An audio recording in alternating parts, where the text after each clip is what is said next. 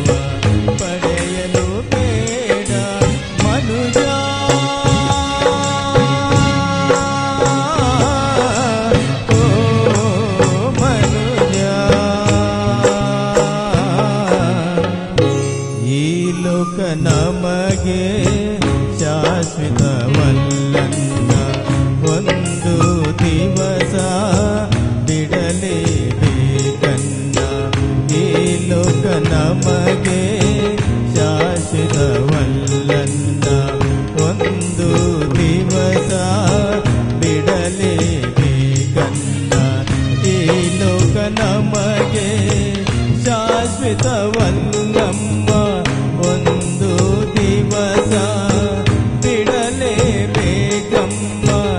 ಈ ಲೋಕ ನಮಗೆ ಶಾಶ್ವತವಲ್ಲಮ್ಮ ಒಂದು ದಿವಸ ಬಿಡಲೇಬೇಕಮ್ಮ ಮನುಜ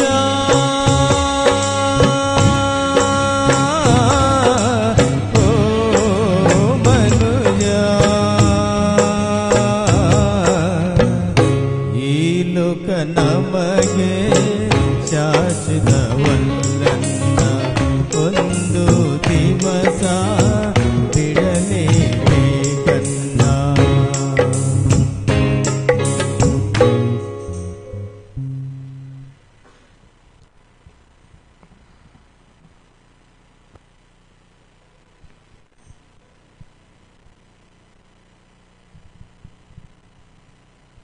ಸಂಗೀತ ಮೂಲಕವಾಗಿ ನಮ್ಮ ಭಯಭಕ್ತಿಯನ್ನು ವೃದ್ಧಿಪಡಿಸಲಿಕ್ಕೆ ಸಹಕಾರ ಮಾಡಿದಂಥ ಸಂಗೀತ ತಂಡದವರಿಗೆ ಮತ್ತೊಂದಾವರ್ತಿ ಕೃತಜ್ಞತೆಗಳು. ನಾವು ಈ ಲೋಕದಲ್ಲಿ ಓಡಾಡುವಾಗ, ಅನೇಕ ಕಡೆಗಳಲ್ಲಿ ನಾವು ಪ್ರಯಾಣ ಮಾಡುವಾಗ ಅನೇಕ ಹೊಸ ಸಂಗತಿಗಳನ್ನು ಕುರಿತು ನೋಡುತ್ತೇವೆ, ಹೊಸ ಸಂಗತಿಗಳನ್ನು ಕುರಿತು ನಾವು ಕೇಳಿಸಿಕೊಳ್ಳುತ್ತೇವೆ. ಆಕಾಶದಲ್ಲಿ ದೇವರ ಸೇವಕರು ಹೇಳಿದ ಹಾಗೆ ಅಲ್ಲಿ ಆ ಚಂದ್ರನಲ್ಲಿ ನಡೆದಾಡಿದಾಗ ಅದು ನಮಗೆಲ್ಲರಿಗೂ ಒಂದು ಹೊಸ ಸಂಗತಿಯಾಗಿತ್ತು. ನಾವು 1 ವರ್ಷದಿಂದ ಬೀದರ್ನಲ್ಲಿ ಕರ್ತನ ಸೇವೆಯಲ್ಲಿ ತಿಂಗಳಲ್ಲಿ 1 ವಾರ ಎಂಬಂತೆ ಕರ್ತನ ಸೇವೆ ಮಾಡಲಿಕ್ಕೆ ನಾವು ಬೇರೆ ಬೇರೆ ಜಿಲ್ಲೆಗಳಿಂದ ಇಲ್ಲಿ ಬರುವವರಾಗಿದ್ದೇವೆ. ಇಲ್ಲಿ ನಾವು ಬಂದಾಗಲೂ ನಮಗೂ ಕೂಡ ಕೆಲವ ಹೊಸ ಸಂಗತಿಗಳು ನೋಡಲಿಕ್ಕೆ ಕೇಳಲಿಕ್ಕೆ ಎಲ್ಲ ಸಾಧ್ಯವಾಯಿತು. ಒಂದೊಂದು ಹಳ್ಳಿಗಳಿಗೆ ಹೋಗುವಾಗ ಅನೇಕ ಕಡೆಯಲ್ಲಿ ದೇವರು ಮಾಡಿದ ಉಪಕಾರಗಳು ದೇವರು ನಮಗೆ ಮಾಡಿದ್ದಾರಲ್ಲ ಎಂಬುದಾಗಿ ನಾವು ನೆನೆಸುವಾಗ ದೇವರೇ ಸ್ತೋತ್ರ ಎಂದು ಹೇಳುತ್ತೇವೆ. ಇಲ್ಲಿ ವ್ಯತ್ಯಸ್ತವಾದ ಗ್ರಾಮಗಳಿಗೆ ಹೋಗುವಾಗ ಜೈ ಕ್ರಿಸ್ತ ಎಂಬುದಾಗಿ ಹೇಳುವಂಥದ್ದು ನಮಗೆ ಒಂಥರ ಆನಂದ ನಮ್ಮ ಹೃದಯಗಳಲ್ಲಿ ಕೂಡ ಉಂಟು ಮಾಡುವಂಥದ್ದು. ಇಲ್ಲಿ ಬಂದಾಗ ನಾನಾ ಭಾಷೆಗಳು ಮಾತಾಡುವುದನ್ನು ಕೂಡ ನೋಡಲಿಕ್ಕೆ ಸಾಧ್ಯವಾಯಿತು. ಮರಾಠಿ, ಹಿಂದಿ, ಅದೇ ರೀತಿಯಾಗಿ ತೆಲುಗು, ಕನ್ನಡ, ಇದೇ ರೀತಿ ಬೇರೆ ಬೇರೆ ಭಾಷೆಗಳು ಮಾತಾಡುವಂಥ ಅವರನ್ನು ಕೂಡ ಭೇಟಿಯಾಗುವಂತೆ ದೇವರು ಸಹಾಯ ಮಾಡಿದ್ದಾರೆ. ಈಗ ಇನ್ನೊಂದು ಹೊಸ ಭಾಷೆಯಲ್ಲಿ ಇನ್ನೊಂದು ಸಂದೇಶವನ್ನು ನಾವು ಕೇಳಿಸಿಕೊಳ್ಳಲಿಕ್ಕಿದ್ದೇವೆ. ಆ ಸಂದೇಶ ಯಾವ ಭಾಷೆಯಲ್ಲಿ ಇರಬಹುದು ಎಂಬುದಾಗಿ ಕೊನೆಯಲ್ಲಿ ನೀವು ಹೇಳಬೇಕು. ಈಗ ನಾನು ಹೇಳುವುದಿಲ್ಲ ಯಾವ ಭಾಷೆಯಲ್ಲಿ ಅವರು ವಾಕ್ಯವನ್ನು ಹೇಳಲಿಕ್ಕೆ ಹೋಗ್ತಿದ್ದಾರೆ ಎಂಬುದಾಗಿ. ಹಾಗಂತ ಆ ಲಿಪಿಗಳು, ಅದರ ಉಚ್ಚಾರಣೆ, ಅದರ ವಿಷಯವಾಗಿ ನಿಮ್ಮ ಮನಸ್ಸು ಕಳಗಿಸಬೇಡ್ರಿ. ದೇವರ ವಾಕ್ಯದ ಕಡೆಗೆ ನಿಮ್ಮ ಗಮನ ಇರಲಿ ಎಂಬುದಾಗಿ ನಾನು ಹೇಳುತ್ತೇನೆ. ದೇವರ ವಾಕ್ಯವನ್ನು ನಮಗೆ ತಿಳಿಸುವುದಕ್ಕಾಗಿ CM ಜೇಕಬ್ ಅವರು ನಮ್ಮ ಮುಂದೆ ಬರ್ತಾರೆ. ಆದರೆ ಅದಕ್ಕೆ ಮುಂಚಿತವಾಗಿ ಕೆಲವೊಂದು ವಿಚಾರಗಳು ನಿಮ್ಮ ಗಮನಕ್ಕೆ ತರುವುದಕ್ಕಾಗಿ ನಾನು ಇಷ್ಟಪಡುತ್ತೇನೆ. ಅದು ಏನಂದ್ರೆ, ಇವತ್ತು ಮುಂಚಾನೆಯಲ್ಲೂ ಕೂಡ 10 ಗಂಟೆಯಿಂದ ಇಲ್ಲಿ ಬೈಬಲ್ ಸ್ಟಡಿ ನಡೆದಿತ್ತು. ಒಂದು ವೇಳೆ ನಿಮ್ಮಲ್ಲಿ ಅನೇಕರಿಗೆ ಗೊತ್ತಿರುವುದಿಲ್ಲ, ನಾಳೆಯೂ ಕೂಡ ಬೆಳಿಗ್ಗೆ ಸರಿಯಾಗಿ 10 ಗಂಟೆಗೆ ಇಲ್ಲಿ ಬೈಬಲ್ ಸ್ಟಡಿ ನಡೆಯಲಿಕ್ಕಿದೆ.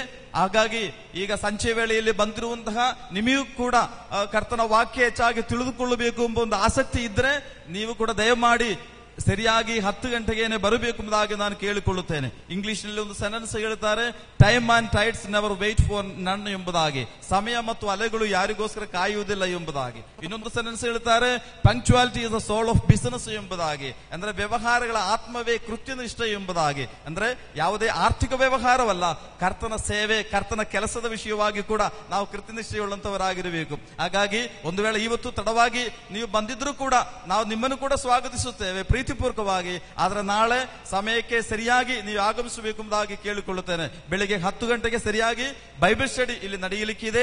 ಆಮೇಲೆ ಸಾಯಂಕಾಲ ಸರಿಯಾಗಿ 6 ಗಂಟೆಗೆ, 8 ಗಂಟೆ, 8:30, 7:00 ಸರಿಯಾಗಿ 6 ಗಂಟೆಗೆ ನಾಳೆ ಸಾಯಂಕಾಲ ಕೂಡ ಇಲ್ಲಿ ಸುವಾರ್ಥ ಅಥವಾ ಭಕ್ತಿ ಸಂಜೀವನ ಕೂಟ ಇಲ್ಲಿ ನೆರವೇರಲಿಕ್ಕಿದೆ. ನೀವು ಬರಬೇಕು ಎಂಬುದಾಗಿ ಈ ಸಮಯದಲ್ಲಿ ನಿಮ್ಮನ್ನು ಆಹ್ವಾನಿಸಲಿಕ್ಕೆ ನಾನು ಬಯಸುವಂತವನಾಗಿದ್ದೇನೆ. ಅಷ್ಟೇ ಅಲ್ಲದೆ ಈ ಕಾರ್ಯಕ್ರಮವನ್ನು ಟೆಲಿಕಾಸ್ಟ್ ಕೂಡ ಮಾಡುವವರಾಗಿದ್ದಾರೆ. ಅಂದ್ರೆ ಈಗ ನಡೆಯುತ್ತಾ ಇರುವಂತಹ ಕಾರ್ಯಕ್ರಮ ಲೈವ್ ಆಗಿ ನಿಮಗೆ ಒಂದು ವೆಬ್ಸೈಟ್ ನಲ್ಲಿ www.brethren.news.com ಎಂಬುದರಲ್ಲಿ ನೀವು ವೀಕ್ಷಿಸಬಹುದು. ಇದೇ ಸಮಯದಲ್ಲಿ ಬೇರೆಯವರು ಕೂಡ ನೋಡ್ಲಿಕ್ಕೆ ನೀವು ಅವರಿಗೆ ತಿಳಿಸಬಹುದು. ನಂತರ ಕೂಡ ಅದು ಬೇರೆ ರೀತಿಯಲ್ಲಿ ವ್ಯವಸ್ಥೆ ಮಾಡಿ ಕೊಡುವರಾಗಿರುತ್ತಾರೆ. ನಂತರ ಕೂಡ ಅದನ್ನು ವೀಕ್ಷಿಸಲಿಕ್ಕೆ ಸಾಧ್ಯವಾಗುತ್ತದೆ. ಹಾಗಾಗಿ ನಿಮ್ಮ ಪ್ರತಿಯೊಬ್ಬರ ಆ ಸುಂದರ ಮುಖಗಳು ಕೂಡ ಆ ಟೆಲಿಕಾಸ್ಟ್ ನಲ್ಲಿ ನೋಡಲಿಕ್ಕೆ, ಲೋಕದಲ್ಲಿರುವ ಅನೇಕ ಜನರು ನೋಡಲಿಕ್ಕೆ ಅದು ಕೂಡ ಒಂದು ಕಾರಣ ಆಗಬಹುದು. ಅದು ಕೂಡ ಸ್ವಲ್ಪ ಮಟ್ಟಿಗೆ ಒಂದು ಹರ್ಷ ತರುವಂತ ವಿಷಯವೇ. ಏನೇ ಆಗಲಿ, ಸಮಯಕ್ಕೆ ಸರಿಯಾಗಿ ನಾವು ನಾಳೆ ಸೇರಿ ಬರುವುದಕ್ಕೆ ದೇವರು ಸಹಾಯ ಮಾಡಲಿ. ಇನ್ನೊಂದು ವಿಷಯ ಕೂಡ ಗಮನಕ್ಕೆ ತರಲಿಕ್ಕೆ ನಾನು ಬಯಸುವುದೇನೆಂದ್ರೆ, ಇದು ಒಂದು ಮಾನಸಾಂತರಕ್ಕೆ ಹೆಚ್ಚು ಒತ್ತು ಕೊಟ್ಟು ಮಾಡುವಂತಹ ಒಂದು ಕೂಟ. ಶಾರೀರಿಕವಾಗಿರುವಂತಹ ಸ್ವಸ್ಥತೆಗೆ ಪ್ರಥಮ ಸ್ಥಾನ ಕೊಟ್ಟು ಮಾಡುವಂತಹ ಒಂದು ಕೂಟವಲ್ಲ. ಶಾರೀರಿಕವಾಗಿ ನಾವು ಆರೋಗ್ಯವಾಗಿದ್ದರೂ ಇಲ್ಲದೇ ಇದ್ದರೂ ಒಂದು ದಿವಸ ನಾವು ಈ ಲೋಕ ಬಿಟ್ಟು ಗೈಸಿ ಹೋಗಲೇಬೇಕು. ಆದರೆ ಸಾಯುವವರೆಗೂ ಬಹಳ ಗಟ್ಟಿಮುಟ್ಟಾಗಿದ್ರೂ ಕೂಡ ನಾವು ಸತ್ತ ನಂತರ ನಿತ್ಯ ನಾಶನಕ್ಕೆ ಹೋಗೋದಾದ್ರೆ ಏನು ಪ್ರಯೋಜನವಾದಿತ್ತು? ಹಾಗಾಗಿ ಈ ಕೂಟದಲ್ಲಿ ನಮ್ಮ ಮಾನಸಿಕವಾದಂತಹ ಸ್ವಸ್ಥತೆ, ಆತ್ಮಿಕವಾದ ಸ್ವಸ್ಥತೆಗೆ ನಾವು ಒತ್ತು ಕೊಡುವಂತವರಾಗಿದ್ದೇವೆ. ಹಾಗಾಗಿ ನಿಜವಾಗ್ಲೂ ಆತ್ಮ ರಕ್ಷಣೆ ನಮ್ಮೆಲ್ಲರಿಗೂ ಉಂಟಾಗಬೇಕು. ಶಾರೀರಿಕವಾದ ಸ್ವಸ್ಥತೆ ಆದರೆ ಸಾಲದು. ಆ ಕಾರಣದಿಂದ ಈ ವಿಷಯವನ್ನು ಒತ್ತು ಹೇಳಲಿಕ್ಕೆ ಇಷ್ಟಪಡುತ್ತೇನೆ. ಆದರೆ ನಿಮ್ಮಲ್ಲಿ ಯಾರಿಗಾದ್ರೂ ಅಂತಹ ಸಮಸ್ಯೆಗಳಿದೆ ಎಂಬುದಾಗಿದ್ರೆ ನಾಳೆ 10 ಗಂಟೆ ಸಮಯದಲ್ಲಿ ಬರುವಾಗ ನಾವು ನಿಮಗೋಸ್ಕರ ಪ್ರಾರ್ಥನೆ ಮಾಡಲಿಕ್ಕೂ ನಾವು ಸಂತೋಷವುಳ್ಳವರಾಗಿದ್ದೇವೆ. ಈ ವಿಷಯ ನಿಮ್ಮ ಗಮನಕ್ಕೆ ತರುವನಾಗಿದ್ದೇನೆ. ಈಗ ಸಹೋದರ CM ಜೇಕಬ್ ಅವರು ದಯಮಾಡಿ ಮುಂದೆ ಬರಬೇಕು ಎಂಬುದಾಗಿ ನಾನು ಕೇಳಿಕೊಳ್ಳುತ್ತೇನೆ. Hereby I humbly invite Brother CM Jacob to come and share the God's word, and Brother Samuel John Solomon from Sankeshwar, he is from Belgaum, he is going to translate this message into Kannada. ಕೊನೆಯಲ್ಲಿ ಹೇಳಿರಿ ಯಾವ ಭಾಷೆಯಲ್ಲಿ ಮಾತಾಡಿದ್ರು ಎಂಬುದಾಗಿ.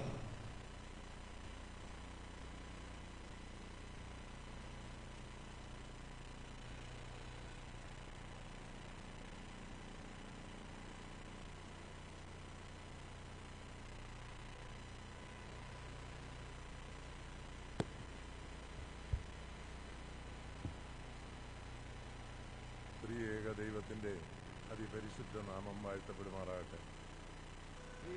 ಏಕದೇವನಾಗಿರುವಂತಹ ಪರಿಶುದ್ಧ ದೇವರ ನಾಮವು ಮಹತ್ವ ಉಂಟಾಗಲಿ. സന്നിഹിതരായിരിക്കുന്ന ഏവർക്കും കർത്താവായ യേശുക്രിസ്തുവിന്റെ നിസ്തുല്യ നാമത്തിൽ സന്ധ്യാവന്ദനം. ಈ ಸಾಯಂಕಾಲ ಸಮಯದಲ್ಲಿ ಸೇರಿ ಬಂದಂತಹ ಎಲ್ಲಾ ಗಣ್ಯರಿಗೂ ಕರ್ತನಾದ ಯೇಸು ಕ್ರಿಸ್ತನ ಹೆಸರಿನಲ್ಲಿ ನಿಮ್ಮೆಲ್ಲರನ್ನು ವಂದಿಸುವನಾಗಿದ್ದೇನೆ. നാം ആഗ്രഹിക്കുകയും പ്രാർത്ഥിക്കുകയും പ്രവർത്തിക്കുകയും ചെയ്തതനുസരിച്ച് സകലവിധ ക്ഷേമത്തോടുകൂടെ വിശേഷാൽ ക്രമീകരിച്ചിരിക്കുന്ന ഈ സുവിശേഷ യോഗത്തിന്റെ പ്രാരംഭ ദിവസം സകലവിധ സമാധാനത്തോടുകൂടെ കടന്നു വരുവാൻ നമ്മെ സഹായിച്ച അക്ഷയനും അദൃശ്യനും നിത്യരാജാവുമായിരിക്കുന്ന ഏക ദൈവത്തിന് സകല സ്തുതിയും സ്തോത്രവും അർപ്പിക്കുന്നു. ಈ ಕೂಟಕ್ಕಾಗಿ ಅನೇಕ ಶ್ರಮಗಳಿಂದ ಅನೇಕ ದಿನಗಳಿಂದ ಪ್ರಾರ್ಥನೆಯೊಂದಿಗೆ ಕಾಯುತ್ತಿರುವ ನಾವೆಲ್ಲರೂ ಸಹ ದೇವರು ತಾನೇ ಸಹಾಯ ಮಾಡಿ ಈ ಒಂದು ಸಮಯದಲ್ಲಿ ನಾವೆಲ್ಲರೂ ಒಟ್ಟಾಗಿ ಸೇರಿ ಬಂದು ಈ ಭಕ್ತಿ ಸಂಜೀವನ ಕೂಟದಲ್ಲಿ ಭಾಗವಹಿಸುವುದಕ್ಕಾಗಿ ದೇವರು ತಾನೇ ನಮ್ಮನ್ನು ಸೇರಿಸಿ ಆ ನಿರ್ಲಯವಾಗುವಂತಹ ಏಕ ದೇವರಿಗೆ ನಾನು ಘನ ಮಾನ ಮಹಿಮೆಯನ್ನು സല്ലിಸುവനാಗಿದ್ದೇನೆ. വാഗ്ദത്ത പ്രകാരം ദൈവപുത്രനായ ക്രിസ്തുവിന്റെയും പരിശുദ്ധാത്മാവിന്റെയും സാന്നിധ്യം ഇന്ന് രാത്രി നമ്മുടെ മധ്യമുണ്ട്. ದೇವಕುಮಾರನು ಆಗಿರುವಂತಹ ಯೇಸು ಕ್ರಿಸ್ತನ ಮತ್ತು ಪರಿಶುದ್ಧಾತ್ಮನ ಒಂದು ಸಾನ್ನಿಧ್ಯ